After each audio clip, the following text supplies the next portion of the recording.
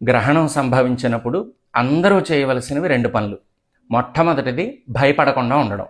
రెండవది శాస్త్రవిధి. అంటే అభూత కల్పనలు, అవాస్తవాలు, పుకార్లు నమ్మి లేనిపోని ఆందోళన చెందకూడదు. ఎవ్వరి జీవితాలు తలకిందులవ్వవు, ఎవ్వరి తలరాతలు మారిపోవు, ఎవ్వరికి రాజయోగాలు పట్టవు, ఎవ్వరికి అదృష్టం రాదు, ఎవ్వరికి దురదృష్టం రాదు. ఇది మొదటి విషయం.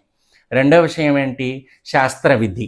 ఏ శాస్త్రం అయితే మనకి గణితాన్ని నేర్పించిందో, ఈ గ్రహణం లెక్క విధానాన్ని తెలియజేసిందో, అదే శాస్త్రం గ్రహణం వచ్చినప్పుడు మానవుడు ఏం చెయ్యాలి అనేటటువంటి విధిని కూడా చెప్పింది. సర్వమానవాళి చేయవలసిన విషయం ఏంటి అంటే పట్టు స్నానము, భగవన్నామస్మరణ, విడుపు స్నానము, ఇవి చెయ్యాలి. ఇకపోతే ఈ గ్రహణం కుంభరాశిలో సంభవిస్తోంది కనుక ధనిష్ట, శతభిషం, పూర్వభాద్ర ఈ నక్షత్రాల్లో పుట్టిన వాళ్ళు మాత్రం మర్నాడు ఉదయాన్నే శివాలయానికి వెళ్ళి లేదా మీకు తెలుసున్న బ్రాహ్మణుల దగ్గరికి వెళ్ళి బియ్యము, మినువులు దానం ఇవ్వాలి. అలాగే శక్తి ఉంటే సర్పానికి ప్రతీకగా వెండి పడగ, అలాగే చంద్రబింబానికి ప్రతీకగా వెండి చంద్రబింబము కూడా దానం ఇవ్వచ్చు. ఇది గ్రహణ శాంతి కర్మ. అయితే విదేశాల్లో ఉన్న వాళ్ళకి, అంటే ఈ గ్రహణం కనపడని చోటుల్లో ఉన్న వాళ్ళకి, యుఎస్, యూకేల్లో ఉంటారు, వాళ్ళకి ఈ రాశిలో పుట్టినా సరే ఏ సంబంధం లేదు. కుంభరాశిలో ఉన్న వాళ్ళైనా సరే ఏ సంబంధము లేదు, వాళ్ళ మీద ఏ ప్రభావము ఉండదు.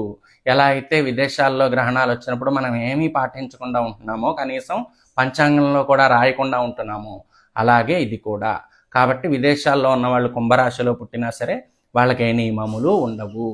ఇక గర్భిణీ స్త్రీలు మధ్యాహ్నమే భోజనం చేయాలి, సాయంత్రానికి అల్పాహారం ఏదన్నా తేలిగ్గా అరిగిపోయే ఆహారం తిని కదలకుండా నిద్రపోవాలి. ఎందుకు అంటే ఒక నెల రోజుల్లో చంద్రుడిలో సంభవించేటటువంటి మార్పులన్నీ 3 గంటల్లో సంభవిస్తున్నాయి. అంటే పౌర్ణమి, అమావాస్య, మళ్ళీ గ్రహణం విడిచిన తర్వాత పౌర్ణమి. మామూలుగా పౌర్ణమి నుంచి అమావాస్య వచ్చి మళ్ళీ పౌర్ణమి రావడానికి 30 రోజులు పడుతుంది. ఈ 30 రోజుల కాలంలో చంద్రుడిలో జరగాల్సిన మార్పు మొత్తం 3 గంటల్లో జరుగుతుంది.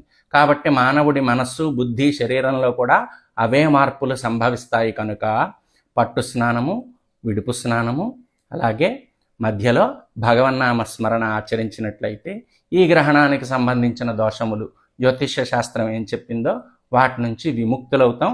అలాగే శ్రేయస్సును పొందుతాం. దేనివలన? భగవన్నామ స్మరణ వలన. కాబట్టి లేనిపోని భయాలు, అపోహలు అవన్నీ మానివేసి చక్కగా గ్రహణ సమయంలో పట్టు స్నానం చేసి భగవంతుని పూజించి విడుపు స్నానం చేద్దాం.